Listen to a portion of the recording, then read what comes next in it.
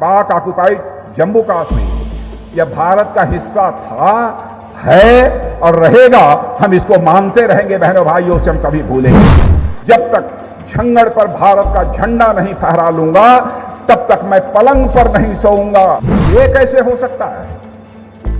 शिव स्वरूप बाबा अमरनाथ हमारे यहां हों और मां शारदा शक्ति स्वरूपा एलओसी के पार हों।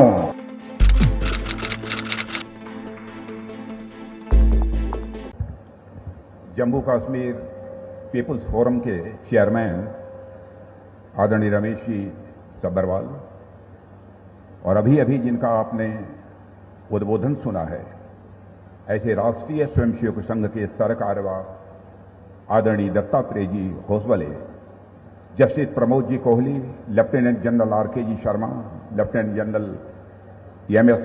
गोसाई जी, lieutenant general BK. Chaturvedi ji, अध्यक्ष यक्स सर्विसमैन एसोसिएशन, श्री पूर्व डीजीपी श्री अशोक कुमार भान जी और श्री सुदर्शन कुमार जी पूर्व DG, Shri S N. Srivastava, major general S K. G Sharma, Paramvir Chakra विजेता captain Bana Singh ji, doctor S P. Ved ji पूर्व DGP, lieutenant general L R. Sagotra ji और यहां पर उपस्थित वीर गति प्राप्त सैनिकों एवं सुरक्षा कर्मियों के सभी सम्मानित परिवार के सदस्यगण और हमारे साथ यहां पर उपस्थित हैं हमारे भारत सरकार के मंत्री डॉक्टर जितेंद्र सिंह जी। बहनों भाइयों, अभी भी आप लोगों को आदरणीय दत्तात्रेय जी होसबले का मार्गदर्शन प्राप्त हुआ है। मैं बहुत विस्तार में न जाते हुए यही कहना चाहूंगा कि जम्मू कश्मीर पीपुल्स फोरम ने कारगिल विजय दिवस की यह 23वीं वर्षगांठ मनाने का जो फैसला किया है, उसके लिए जम्मू कश्मीर पीपुल्स फोरम की जितनी भी सराहना की जाए वह कम है। मैं जम्मू कश्मीर पीपुल्स फोरम के बारे में लोगों से यह पूछ रहा था, इस फोरम की क्या भूमिका है। लोगों ने बताया कि जम्मू कश्मीर पीपुल्स फोरम ने विगत कुछ वर्षों में 1 दशक से अधिक हो गए जिस प्रकार से अपनी भूमिका निभाई है, अब यह जम्मू कश्मीर के लोगों की, जम्मू कश्मीर के अवाम की यह आवाज बनता जा रहा है। और इस जम्मू कश्मीर पीपुल्स फोरम को मैं अपनी तरफ से हार्दिक शुभकामनाएं देता हूं और साथ ही साथ उन्हें बधाई देता हूं। आज हम सब कारगिल विजय दिवस मनाने के लिए यहां पर एकत्रित हुए हैं। यदि हम कारगिल विजय दिवस मनाने के लिए एकत्रित हुए हैं तो हम केवल कारगिल के शहीदों की यहां पर याद नहीं करेंगे, बल्कि भारत की एकता, अखंडता और संप्रभुता के बचाने के लिए जिन लोगों ने भी अपनी शहादत दी है, उन शहीदों की स्मृति को आज हम नमन करने के लिए यहां पर एकत्रित हुए हैं। बहनों भाइयों, मैं विचार करता हूं कि वह कौन सी ऐसी भावना है जो हमारे देश के नौजवानों को अपना सर्वस्व न्यौछावर कर देने की प्रेरणा देती है। जिस समय हम आजादी की लड़ाई लड़ रहे थे, उस समय भी हमारे देश के नौजवानों ने हंसते हंसते फांसी को, फंदे को चूम लिया था, तब जाकर भारत माता के पैरों में पड़ी गुलामी की बेड़ियां कट पाई थी और भारत आजाद हुआ था। आजादी हासिल होने के बाद भारत की एकता, अखंडता और संप्रभुता को बचाए रखने के लिए भी हमारे देश के बहादुर सेना के जवानों ने, अन्य नागरिकों ने जिस प्रकार का अपना बलिदान दिया है, कौन सी ऐसी भावना है जो उन्हें बलिदान देने के लिए प्रेरित करती है। मैं जब इस पर विचार करता हूं, सहज रूप से इस नतीजे पर पहुंचता हूं, राष्ट्रीय स्वाभिमान की भावना यह मनुष्य के हृदय की सबसे बलवती भावना होती है। हर व्यक्ति का अपना स्वाभिमान होता है, वह जिस समाज का होता है उस समाज का स्वाभिमान होता है, परिवार का स्वाभिमान होता है। वैसे ही राष्ट्रीय स्वाभिमान की एक प्रबल भावना होती है। आजादी की लड़ाई जो हम लड़ रहे थे, यही राष्ट्रीय स्वाभिमान की भावना थी कि चंद्रशेखर आजाद, सरदार भगत सिंह, खुदीराम बोस और अशफाकुल्लाह खां जैसे नौजवानों को हंसते हंसते फांसी के फंदे को चूम लेने की प्रेरणा दी। मैं आपको याद दिलाना चाहता हूं, चंद्रशेखर आजाद की यही इलाहाबाद का कंपनी गार्डन उत्तर प्रदेश में अंग्रेज जब उनके ऊपर गोलियां चला रहे थे और जब उनके रिवॉल्वर में अंतिम गोली शेष बची, तब उनके मन में यह विचार आया कि मैं अब अंग्रेजों की गोलियों से नहीं शहीद होना चाहूंगा। यदि मैं शहीद होना चाहूंगा तो अपनी ही गोली से शहीद होना चाहूंगा। तो अपनी रिवाल्वर की गोलियों से अपने अंग्रेज दुश्मनों को भुनते भुनते रिवाल्वर की अंतिम गोली अपने सीने में दाग लेने का काम किया था, वह चंद्रशेखर आजाद ने किया था। बहनों भाइयों, वह राष्ट्रीय स्वाभिमान की एक प्रबल भावना थी जिसने की अपनी शहादत देने की प्रेरणा उन्हें दी थी। मैं याद करना चाहता हूं अशफाकुल्लाह खां को। 21 साल की जवानी थी। मां कहती थी, बेटा जवान हो गया है, शादी कर ले, बहू ला, मैं बूढ़ी हो गई हूं, मेरी देखभाल करेगी, मेरी परवरिश करेगी। लेकिन अशफाकुल्लाह के दिल में तो आजादी हासिल करने की दीवानगी थी। मुस्कुराकर मां के आग्रह को टाल देता था। लेकिन जब अंग्रेजों की हत्या करने के मामले में उसे फांसी के तख्त पर ले जाया गया तो मजिस्ट्रेट ने पूछा, बोलो अशफाकुल्लाह, तुम्हारी अंतिम मुराद क्या है? जो भी तुम्हारी अंतिम मुराद होगी, यह संदेश तुम्हारी मां तक पहुंचा दिया जाएगा। बहादुर राष्ट्रीय स्वाभिमान के धनी अशफाकुल्लाह खां ने उसी फांसी के तख्त पर खड़े होकर कहा, ऐ मजिस्ट्रेट, जाकर मेरी मां तक यह संदेश पहुंचा दो कि तुम्हारा बेटा अशफाकुल्लाह आज फांसी के तख्त पर खड़े होकर अपनी शहादत देने जा रहा है, अपनी शादी रचाने जा रहा है। मजिस्ट्रेट ने पूछा, क्या अशफाकुल्लाह तुम पागल हो गए हो? फांसी के तख्त पर खड़े होकर? कहां है वह लड़की जिस लड़की के साथ फांसी के तख्त पर खड़े होकर तुम शादी रचाने जा रहे हो? तो अशफाकुल्लाह ने कहा, क्या मजिस्ट्रेट, क्या तुम अंधे हो गए हो? क्या तुझे दिखाई नहीं देता? यह फांसी का फंदा, यही वह हमारी महबूबा है जिसे आज मैं अपने गले से लगाने जा रहा हूं, जिसके साथ मैं शादी रचाने जा रहा हूं। मेरे बहनों भाइयों, इसी राष्ट्रीय स्वाभिमान की प्रखर भावना के कारण ही हमारा यह भारत आजाद हुआ है, और इसी राष्ट्रीय स्वाभिमान की प्रखर भावना के कारण ही आज हमारे देश की एकता, अखंडता और संप्रभुता सुरक्षित है।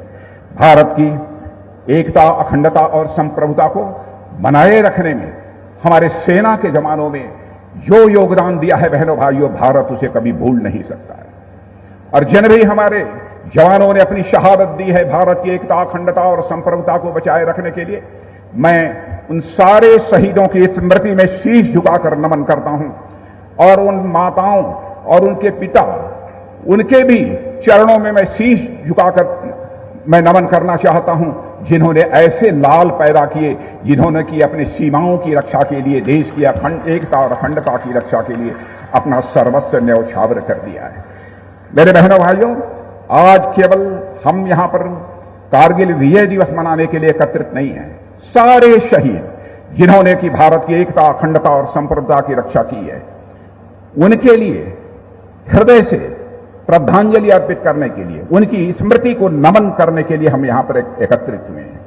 आप सब जानते हैं, भारत जब से आजाद हुआ है, 1948 का भारत के ऊपर कबायली हमला, और उसके बाद 1962 का चीन का भारत के ऊपर हमला, उसके बाद 1965, 1971 पाकिस्तान के साथ युद्ध, और अंतिम युद्ध जो हुआ वह 99 का कारगिल का यह युद्ध था।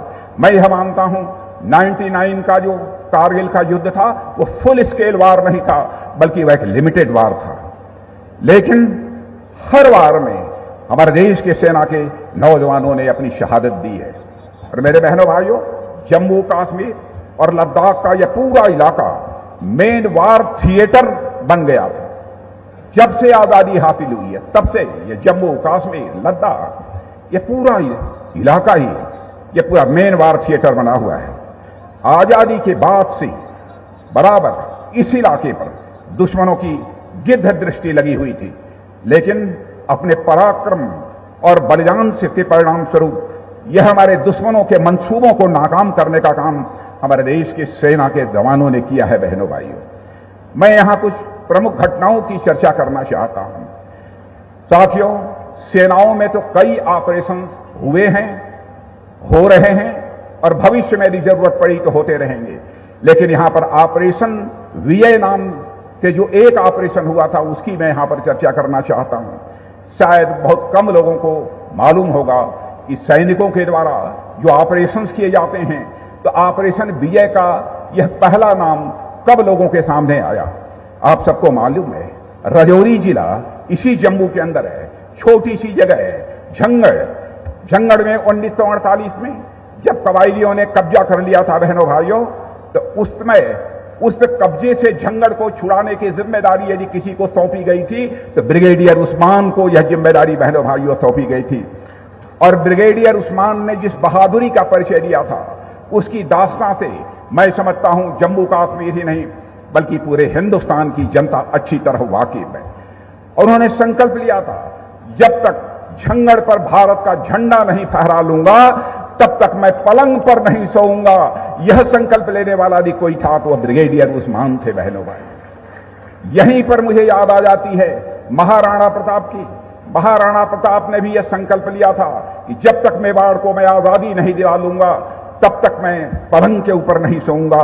वैसा ही संकल्प ब्रिगेडियर उस्मान ने भी लिया, जब तक झंगड़ के ऊपर भारत का झंडा नहीं फहरा लूंगा तब तक मैं पलंग पर मैं नहीं सोऊंगा। यह ब्रिगेडियर उस्मान का यह संकल्प। कल्पना करिए कैसे जीवट के यह तब सारे लोग थे। 1948 में झंगड़ के कब्जे के बाद ब्रिगेडियर उस्मान को वीर गति प्राप्त हुई और उन्हें महावीर चक्र से सम्मानित किया गया था। यदि ब्रिगेडियर उस्मान चाहते, मैं याद दिलाना चाहता हूं, ब्रिगेडियर उस्मान यदि चाहते मेरे बहनों भाइयों तो अपने बलूची रेजिमेंट के साथ वह पाकिस्तान में बने रहते, लेकिन वह एक सच्चे भारतीय थे। वह भारत के लिए लड़ रहे थे, भारत की सीमाओं की रक्षा के लिए लड़ रहे थे, भारत की एकता, अखंडता और संप्रभुता के लिए लड़ रहे थे। आज ऐसे लोगों का स्मरण करने की आवश्यकता है बहनों भाइयों। सभी का नाम तो यहां पर मैं नहीं ले सकता हूं।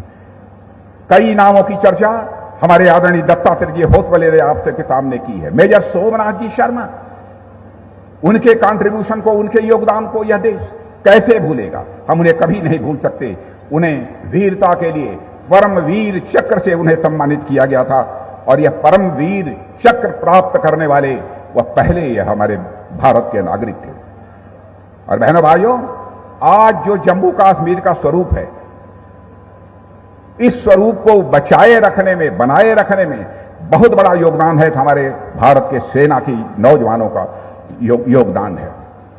मैं याद दिलाना चाहता हूं 50 के दशक में पाकिस्तान की ओर से जम्मू कश्मीर में कोई कार्रवाई नहीं की गई, कोई खास कार्रवाई नहीं हुई। छोटी मोटी यदि कुछ गतिविधियां हुई हों तो मैं नहीं कह सकता हूं, लेकिन मगर चीन ने लद्दाख में कई ऐसी गतिविधियां की 1962 की, अब मैं आपको याद दिलाना चाहता हूं, जिससे यह साफ हो गया था कि चीन के इरादे नेक नहीं हैं। और उसमें पंडित जवाहरलाल नेहरू हमारे भारत के प्रधानमंत्री थे। बहुत सारे लोग पंडित जवाहरलाल नेहरू की आलोचना करते हैं। मैं भी एक विशेष राजनीतिक दल से आता हूं। मैं भारत के किसी भी प्रधानमंत्री की आलोचना नहीं करना चाहता और किसी प्रधानमंत्री की नीयत पर मैं कोई सवालिया निशान भी नहीं लगाना चाहता हूं, क्योंकि मैं जानता हूं नीयत में किसी की खोट नहीं हो सकता है। नीतियों को लेकर विवाद हो सकता है, नीतियों को लेकर तो हम आलोचना कर सकते हैं, लेकिन किसी की नीयत के ऊपर मैं कोई सवालिया निशान नहीं लगाना चाहता। लेकिन 1962 में हम लोगों को जो खामियाजा भुगतना पड़ा है उससे आप सभी अच्छी तरह परिचित हैं और उसकी भरपाई मैं मानता हूं आज तक नहीं हो पाई है। लेकिन आज भारत जिस तेजी से साथ आगे बढ़ रहा है, और आज मैं रक्षा मंत्री होने के नाते डंके की चोट पर कहना चाहता हूं बहनों भाइयों, भारत अभी हमारा कमजोर भारत नहीं रहा है। भारत अब दुनिया का ताकतवर देश बनता जा रहा है। भारत अब दुनिया का ताकतवर देश बन जाता जा रहा है। आपकी मुराद आज नहीं तो कल पूरी होगी, इस भरोसे और विश्वास के साथ हर भारतवासियों को अपने मजबूत दमखम के साथ खड़े रहने की आवश्यकता है। मैं ऐसा मांगता हूं। रिजांगला की लड़ाई भूल सकता है कोई? 1962 में बहनों भाइयों, रिजांगला का क्षेत्र जाकर कोई देखे। जब पहली बार रक्षा मंत्री की जिम्मेदारी संभालने के बाद मैं जब लद्दाख गया, लोगों ने बताया साहब रिजांगला में हमारे 114 जवानों ने अपनी शहादत दी थी और अपने से 10 गुना अधिक चीन की फौज से उन्होंने संघर्ष किया था और चीन की सेना को आगे बढ़ने से रोकने का काम यदि किसी ने किया था तो हमारे उस समय के बहादुर मेजर शैतान सिंह के नेतृत्व में 120 जवानों की टुकड़ी थी, उसी ने उन्हें रोका था। लेकिन मेजर शैतान सिंह सहित मेरे बहनों भाइयों 114 जवानों ने अपनी शहादत दी थी उस सीमा को बचाने के लिए, रियांगला के। मुझे यह बतलाया गया कि वहां पर इतनी बड़ी शहादत हमारे सेना के जवानों की हुई है, लेकिन जैसा एक मेमोरियल होना चाहिए, युद्ध स्मारक होना चाहिए, वहां पर नहीं है। एक छोटा सा एक स्मारक वहां पर बना हुआ है। हमारे साथ आर्मी चीफ भी थे और मैंने कहा कि नरवणे जी, चाहे जितना भी पैसा लगेगा, एक भव्य स्मारक रियांगला की धरती पर खड़ा होना चाहिए, क्योंकि दुनिया में जितनी भी लड़ाइयां हुई हैं मेरे बहनों भाइयों, दुनिया में जितनी भी लड़ाइयां हुई हैं, उनमें कठिन लड़ाइयों में से एक रियांगला की भी लड़ाई रही है कि अपने से 10 गुना अधिक सेना के जवानों को आगे बढ़ने से रोक दिया। मेजर शैतान सिंह के नेतृत्व में हमारे सेना के जवानों ने, कैसे उसे कोई भूल सकता है। जब वह स्मारक रियांगला में बन गया तो मैंने कहा कि उसका उद्घाटन करने के लिए मैं स्वयं जाऊंगा। हमारे साथ आर्मी चीफ, उस समय के chief of defence staff general Bipin Rawat और कई सेना के अधिकारी गए और बहनों भाइयों जाकर वहां का दृश्य देखा, जिस तरीके से रह रहकर वहां पर तूफान खड़ा हो रहा था। मैं ये कल्पना नहीं कर पा रहा था किन परिस्थितियों में हमारे सेना के जवानों ने यह युद्ध लड़ा है, कल्पना में नहीं कर पा रहा। उसी समय मैंने देखा कि एक हमारे सेना के जवान, सेना के अधिकारी थे, ब्रिगेडियर जटर, वह व्हील चेयर पर बैठे हुए आ रहे थे। मैंने पूछा कि यह कौन है? सिविल ड्रेस में थे, मैं पहचान नहीं पाया। किसी ने कहा कि उसी ब्रिगेड के यह भी हैं ब्रिगेडियर जटर, जो कि आज यहां पर शहीद जवानों को अपनी श्रद्धांजलि अर्पित करने के लिए आए हैं। बहनों भाइयों, उनकी व्हील चेयर को मैंने अपने हाथों से पकड़कर उनको आगे बढ़ाना प्रारंभ किया था और स्वाभाविक रूप से मेरा हाथ उनके चरणों पर चला गया। भूलना नहीं चाहिए बहनों भाइयों। और मैं कहता हूं, हमारे शहीद परिवारों के जो लोग यहां पर बैठे हैं, सरकार कुछ जितना हो सकेगा, जितना हो सकता था किया होगा, नहीं किया होगा। मैं कोई बात दावे के साथ यहां नहीं कहना चाहता हूं, लेकिन जनता की भी यह जिम्मेदारी बनती है कि शहीद परिवारों को भरपूर सम्मान दिया जाना चाहिए। बहनों भाइयों, जो भी मदद हो सकती है इन शहीद परिवारों की मदद करना, यह भारत की एक एक नागरिक की यह जिम्मेदारी बनती है। यदि हम इस जिम्मेदारी का निर्वाह करते हैं तो मैं यह मानता हूं कि हम राष्ट्र के प्रति अपनी जिम्मेदारी का निर्वाह कर रहे हैं, यदि हम शहीद परिवारों के प्रति अपनी जिम्मेदारी का निर्वाह करते हैं। 1971 में, वैसे तो आपको मालूम है 65 और 71 दोनों की लड़ाई में पाकिस्तान को मुंह की खानी पड़ी थी, लेकिन 1970 में डिसाइसिव तरीके से, निर्णायक तरीके से भारतीय सेनाओं ने पाकिस्तान को हराया था और अपनी कन्वेंशनल सुपीरियॉरिटी, पारंपरिक अपनी सर्वोच्चता, सुपीरियॉरिटी उन्होंने स्थापित कर दी। 91,000 की संख्या में पाकिस्तान की सेना के लोग बंदी बनाए गए और अभी हाल में ही 1971 की विजय की स्वर्ण जयंती मनाई गई है। भारतीय जवानों के शौर्य गाथा की बहुत ही विस्तार पूर्वक उसमें चर्चा हुई है। बांग्लादेश के मुक्ति वाहिनी योद्धाओं की बहादुरी, मैं इसकी भी यहां पर चर्चा करना चाहूंगा। बांग्लादेश हमारा पड़ोसी देश है, लेकिन वहां के मुक्ति वाहिनी के योद्धाओं ने जो शौर्य और पराक्रम का परिचय दिया था बहनों भाइयों उस समय, उसको भी हम भारत कभी भी नहीं भूल सकता है। जब पिछले वर्ष जब उसकी स्वर्ण जयंती मनाई गई थी, उसमें मुक्ति वाहिनी योद्धा परिवारों से भी कुछ लोग आए थे। बहनों भाइयों, जब मैं उनसे बात कर रहा था, मैं देख रहा था उनकी आंखों में चमक थी, जो उनके तेवर मैंने देखा तो मैंने कहा कि यह 85 साल 88 साल के लोगों के आंखों में यह चमक है और उनके चेहरे पर वह तेवर यदि दिखाई दे रहा है। जहां पर भी, जिस देश में ऐसे नागरिक पैदा होते रहेंगे, दुनिया की कोई भी ताकत उस देश की ओर आंख उठाकर देखने की जरूरत नहीं कर सकती है। बहनों भाइयों, हमारा पड़ोसी देश पाकिस्तान है। हम अपने पड़ोसी देशों के साथ अच्छे रिश्ते बनाकर रखना चाहते हैं। हमारे आदरणीय अटल बिहारी वाजपेयी जी कहा करते थे, जिंदगी में दोस्त बदल सकते हैं लेकिन कभी पड़ोसी नहीं बदल सकता है। पड़ोसी के साथ बराबर अच्छे रिश्ते बनाकर रखना चाहिए। हम पड़ोसी देशों के साथ अच्छे रिश्ते बनाकर रखना चाहते हैं, लेकिन पता नहीं हमारे पड़ोसी को क्या हो गया है। बार बार उसके बाद, मात खाने के बाद 65 और 71 में प्रॉक्सी वार का सिलसिला शुरू हो गया और बराबर वह कहता रहा, we can bleed India by 1000 cuts. बराबर हम भारत को हजारों लाखों चोटियां पहुंचाते रहेंगे। कभी न्यूक्लियर पावर की बात दुनिया के कुछ देशों के द्वारा की गई, कभी किसी के द्वारा यह की गई बहनों भाई। लेकिन उन्हें 90 के दशक में भ्रम पैदा हो गया और वे भारत पर स्पेक्टुकुलर स्ट्राइक करके उसका कुछ हिस्से में वह प्रवेश कर गए। पता चला कि कारगिल द्रास सेक्टर में वह घुसपैठ उनकी हो चुकी है। बहनों भाइयों, उसके बाद हमारी सेना ने जो कुछ भी किया है वह आपसे छिपा हुआ नहीं है। पहले तो मैं यह भी आपको कहना चाहूंगा, पहले तो लगा कि हर बार की तरह यह कोई छोटी मोटी घटना होगी, परंतु बाद में पता चला कि जो हमारे इलाके कब्जे में थे उसमें भी किसी हद तक वह प्रवेश कर गए हैं। लेकिन उसके बाद जब इस बात की जानकारी मिली तो हमारे भारत के सेना के जवानों ने जो करिश्माई काम किया है बहनों भाइयों, उसे भारत कभी भूल नहीं सकता है। और मैं याद उस समय की यह भी आपको दिलाना चाहता हूं, उसके 1 साल पहले यानी मई में 98 में कारगिल न्यूक्लियर टेस्ट भी हुआ था, पोखरण परीक्षण भी हुआ था। सारा अंतर्राष्ट्रीय जगत, सारी दुनिया हमारे खिलाफ हो गई थी और उस युद्ध में जिस तरीके से सारी दुनिया का समर्थन हमको प्राप्त होना चाहिए था वह प्राप्त नहीं हुआ।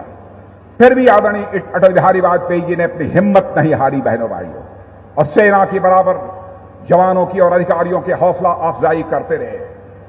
और आपने सुना होगा, अभी आदरणीय हमारे दत्तात्रेय जी आपके सामने बतला रहे थे कैसे बहादुर जवानों ने विक्रम बत्रा की चर्चा उन्होंने की है आपके सामने।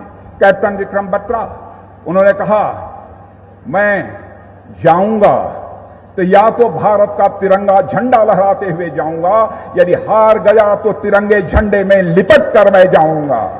जिस देश में माताओं ने ऐसे लालों को पैदा किया, जिस देश में भारत की माताओं ने ऐसे लाल पैदा किया हो, बहनों भाइयों, किसकी हिम्मत है कैसे देश को वह गुलाम बना सके। उस समय अंतर्राष्ट्रीय कुछ ताकतें ऐसी थी जो कि बार बार आकर भारत के प्रधानमंत्री को कहती थी, भूलिए मत पाकिस्तान के पास न्यूक्लियर बम है, पाकिस्तान न्यूक्लियर पावर है। लेकिन फिर भी हमारे आदरणीय अटल बिहारी वाजपेयी ने अंतर्राष्ट्रीय ताकतों के सामने झुकना उन्होंने स्वीकार नहीं किया। और आपको मालूम है कि उसमें किस तरीके से हम सबको विजय प्राप्त हुई थी।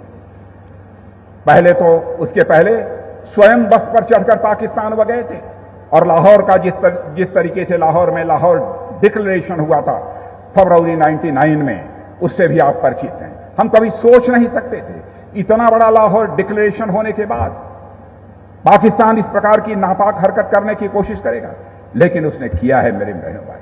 कैप्टन मनोज पांडे की भी मैं यहां पर याद करना चाहता हूं।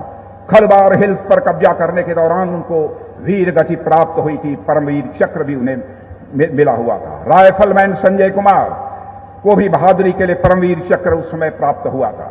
ये सभी सैनिक भारत के युवाओं के लिए, भारत के नौजवानों के लिए प्रेरणा के स्रोत हैं मेरे बहनों भाइयों।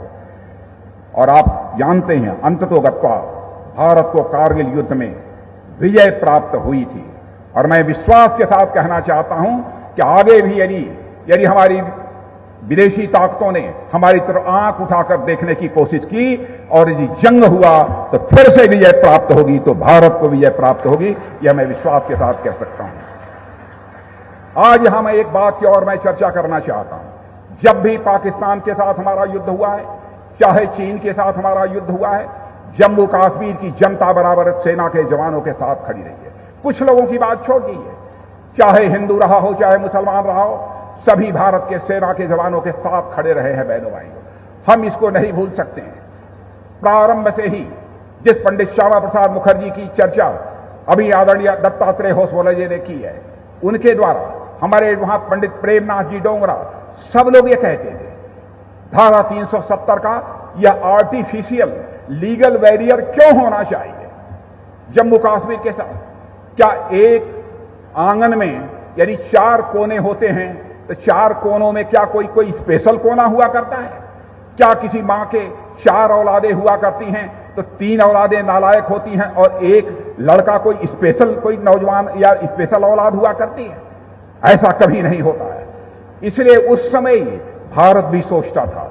डॉक्टर श्यामा प्रसाद मुखर्जी, पंडित प्रेमनाथ जी डोंगरा जैसे लोगों ने उस समय नारा जो दिया था, उसकी याद आपको अच्छी तरह होगी। 2 विधान 2 निशान 2 प्रधान भारत में नहीं चलेंगे। और बहनों भाइयों, समय की प्रतीक्षा थी, सरकार बन गई।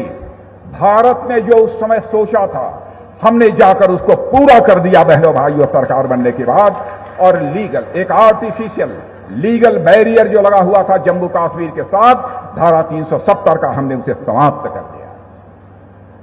यहां पर मैं यह भी चर्चा करना चाहूंगा, कारगिल का जो युद्ध हुआ है उसमें हमारे थल सेना, वायु सेना और हमारी जो जल सेना यानी आर्मी, नेवी और एयरफोर्स के अंदर जो ज्वाइंटनेस, जो एकता देखने को मिली है, एक दूसरे का जिस तरीके से सहयोग किया है, हम लोगों ने उसी से सीख लेते हुए फैसला किया है किसी प्रकार से अब ज्वाइंट कमांड, यहां पर ज्वाइंट थिएटर कमांड बनाए जाएंगे।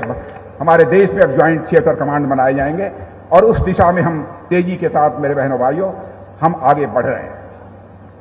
कभी कभी लोग सवाल करते हैं लोग पाक अधिकृत कश्मीर के बारे में। पाक अधिकृत कश्मीर के बारे में आपको याद है, भारत की संसद ने प्रस्ताव पारित किया था और आज भी वह संकल्प हम सबको याद है। पाक ऑक्युपाइड जम्मू कश्मीर यह भारत का हिस्सा था, है और रहेगा। हम इसको मानते रहेंगे बहनों भाइयों, उसे हम कभी भूलेंगे नहीं, कभी हम उसे भूलेंगे नहीं। ये कैसे हो सकता है? शिव स्वरूप बाबा अमरनाथ हमारे यहां हों और मां शारदा शक्ति स्वरूपा एलओसी के पार हों। बहनों भाइयों, यह बराबर है, यह चीज हमको सालती रहती है। लेकिन मैं कहता हूं कि पाकिस्तान को ऊपर वाला सद्बुद्धि दे। इससे ज्यादा आगे बढ़कर मैं कुछ नहीं कहना चाहता हूं। और यहां पर अंत में इतना ही कहना चाहूंगा कि मेरे बहनों भाइयों, हमारी ताकत का जहां तक एहसास हमारे पड़ोसी को है, मैं एक घटना की याद दिलाना आपको चाहता हूं। पायलट अभिनंदन को लेकर, पायलट अभिनंदन के नाम से आप सभी परिचित हैं अच्छी तरह से। पायलट अभिनंदन, जिस समय उनका हवाई जहाज वहां पर गिरा था, फाइटर प्लेन, और वह पाकिस्तान ने उनको बंदी बनाया था, जानते हैं वहां के फॉरेन मिनिस्टर ने पाकिस्तान की जो नेशनल असेंबली है उसमें खड़े होकर कहा कि मुझे यह बतलाया गया है कि हमारे आर्मी चीफ पाकिस्तान के आए थे और उन्होंने यह बतलाया यदि अभिनंदन को रात को 9 बजे के पहले यदि रिहा नहीं कर दिया गया तो भारत पाकिस्तान के ऊपर आक्रमण कर देगा। और उन्होंने कहा कि हमारे आर्मी चीफ के मस्तक के ऊपर पसीना हो रहा था, बहुत घबराए हुए थे। यह मैं नहीं कह रहा हूं, भारत की नेशनल असेंबली में स्वयं उनके फॉरेन मिनिस्टर ने कहा और आज भी उसकी रिकॉर्डिंग मौजूद है, उसको निकालकर आप देख सकते हैं। तो बहनों भाइयों, इसीलिए मैंने कहा भारत कोई कमजोर भारत नहीं है, भारत अब यह ताकतवर भारत बन चुका है बहनों भाई। और हम सब भारत को और ताकतवर भारत बनाने में लगे हुए हैं। इंडो चाइना स्टैंड ऑफ जो कुछ भी हुआ, उसमें जिस तरीके से हमारे भारत के सेना के जवानों ने अपने शौर्य पराक्रम का परिचय दिया है, मैं दावे के साथ कहना चाहता हूं, बहुत सारी चीजें, बहुत सारी बातें यहां के लोगों को नहीं मालूम हो गई, लेकिन बहनों भाइयों, हमारे सेना के जवानों की जितने भी तारीफ की जाए वह कम है। और जिन लोगों ने अपनी शहादत दी है, मैं उनकी स्मृति में यहां पर मैं हृदय से मैं नमन करना चाहता हूं। यह हमको कभी नहीं मानना चाहिए। जब जब हमारे ऊपर हमला हुआ है, सदैव हम लोगों ने अपनी दृढ़ता का परिचय दिया है। जहां तक भारत का सवाल है, रक्षा के मामले में भारत दुनिया के दूसरे देशों से प्लेटफॉर्म्स लेता था, वेपन्स लेता था, एमिनिशंस लेता था, राइफल्स लेता था, टैंक्स लेता था। लेकिन हमारे प्रधानमंत्री नरेंद्र मोदी जी ने यह फैसला किया है कि भारत इन मामलों में भी आत्मनिर्भर होना चाहिए। टैंक बनने चाहिए तो भारत की धरती पर बनने चाहिए, लड़ने वाले हथियार यदि बनने चाहिए तो भारत की धरती पर यह हथियार बनने चाहिए, दुनिया के दूसरे देशों से नहीं। और मैं आपको बतला दूं, जो भी बजट निर्धारित हुआ है, एक डेडलाइन हमने तय कर दिया है कि जितना बजट है उसमें से 68% 68% डिफेंस प्रोक्योरमेंट यानी रक्षा संबंधित यदि खरीद होगी तो उन्हीं चीजों की खरीद होगी जो भारत की धरती पर बनते हैं और भारतवासियों के हाथों से बनते हैं, उन्हीं की खरीद होगी बहनों भाइयों। इसकी ओर जो है भारत तेजी के साथ आगे बढ़ रहा है। और हम लोगों ने कह दिया, विदेशी कंपनियां जिनसे हम पहले ताजो सामान लेते थे, हथियार लेते थे, हमने कहा यदि आपके पास टेक्नोलॉजी है, आइए भारत में बैठा बनाइए। इसमें भारतवासियों का भी हाथ होना चाहिए। Make in India and make for the world, यह संदेश हम लोगों ने दुनिया के दूसरे देशों को भी दिया है और बड़ी संख्या में लोग यहां पर आ रहे हैं। पहले यह भारत हथियारों के मामले में दुनिया का सबसे बड़ा इंपोर्टर यानी आयात करने वाला देश माना जाता था हथियारों के मामले में। आज मैं जम्मू कश्मीर की जनता के माध्यम से हिंदुस्तान की जनता को बतलाना चाहता हूं, आज भारत हथियारों का आयात करने वाला दुनिया का नंबर 1 कंट्री नहीं रह गया है, बल्कि आज टॉप 25 कंट्रीज में आकर भारत खड़ा हो गया है मेरे बहनों भाइयों। एक्सपोर्टर कंट्रीज में भारत खड़ा हो गया। हम तो उस दिन की प्रतीक्षा कर रहे हैं, उस दिन की प्रतीक्षा कर रहे हैं जब भारत दुनिया का नंबर 1 एक्सपोर्टर कंट्री बनकर खड़ा होगा। और 8 वर्षों के अंदर जहां पर पहले 1,500 पौने 2,000 करोड़ का एक्सपोर्ट होता था भारत से, आज हमने इतने ही दिनों के अंदर 13,000 करोड़ से अधिक का एक्सपोर्ट करना प्रारंभ कर दिया है। और हमने लक्ष्य निर्धारित कर दिया है कि अब 2025 समाप्त होते होते 25-26 तक हमारा एक्सपोर्ट 35,000 से लेकर 40,000 करोड़ तक पहुंचना चाहिए। 35,000 करोड़ से लेकर 40,000 करोड़ तक यह पहुंचना चाहिए, यह भी मैंने कहा है। मेरे बहनों भाइयों, आप सबको इतना ही मैं आश्वस्त करना चाहता हूं कि हमारा देश तेजी के साथ आगे बढ़ रहा है। अंतर्राष्ट्रीय जगत में हमारे प्रधानमंत्री नरेंद्र मोदी जी के नेतृत्व में भारत की प्रतिष्ठा बढ़ी है। पहले अंतर्राष्ट्रीय मंचों पर भारत कुछ बोलता था, दुनिया भारत की बातों को गंभीरतापूर्वक नहीं लेती थी, लेकिन आज यदि अंतर्राष्ट्रीय मंचों पर भारत कुछ बोलता है तो दुनिया कान खोलकर सुनती है कि भारत बोल क्या रहा है। बहनों भाइयों, यह भारत की हैसियत सारी दुनिया में बनी है। भारत आगे बढ़ रहा है, और भारत यदि आगे बढ़ रहा है तो केवल सरकार के कारण नहीं, जनता का सहयोग प्राप्त हो रहा है, इसलिए भारत आगे बढ़ रहा है। इसलिए एक यहां पर मैं कविता की मैं चर्चा करना चाहूंगा। देश वो टूटे जहां बलिदानों का बैठता पहरा नहीं था, देश वो टूटे जहां बलिदानियों का बैठता पहरा नहीं था। मानचित्रों की मिटी वे ही लकीरें रंग जिन पर रक्त का गहरा नहीं था। बहनों भाइयों, और हमारी सीमाओं के ऊपर, लकीरों के ऊपर तो रक्त ही बहुत ही गहरा है। बहनों भाइयों, तो कोई हमारी सीमाओं का अतिक्रमण नहीं कर सकता है। इस विश्वास के साथ हम सबको खड़े होना चाहिए, और इस रक्त को गहरा करने में जिन लोगों ने अपनी शहादत दी है, उनके प्रति अपनी जिम्मेदारी को भी हमें कभी नहीं भूलना चाहिए। इन्हीं शब्दों के साथ एक बार मैं पुनः उन सारे शहीदों की स्मृति को नमन करते हुए, और जिन माताओं ने, जिन पिताओं ने ऐसे लाल पैदा किए, मैं उनके चरणों में शीश झुकाकर अभिनंदन करते हुए अपना निवेदन समाप्त करता हूं। आप सबको बहुत बहुत धन्यवाद।